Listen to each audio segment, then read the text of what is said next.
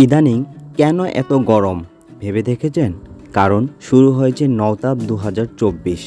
নওতাপ কি? চলুন বিস্তারিত জেনে নেওয়া যাক।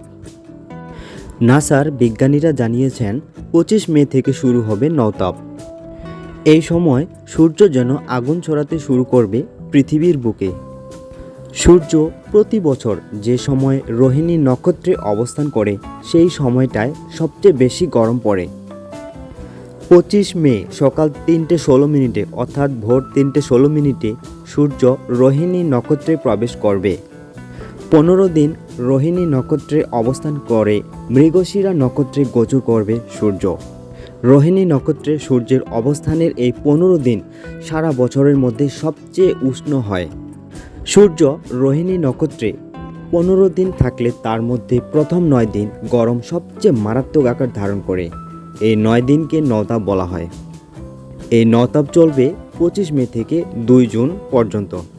এই সময়টায় শরীরের যত্ন নেবেন, রৌদ্রের মধ্যে কম বের হবেন এবং বেশি বেশি পানি পান করবেন। ভিডিওটি শেয়ার করে সবার মধ্যে ছড়িয়ে দিন।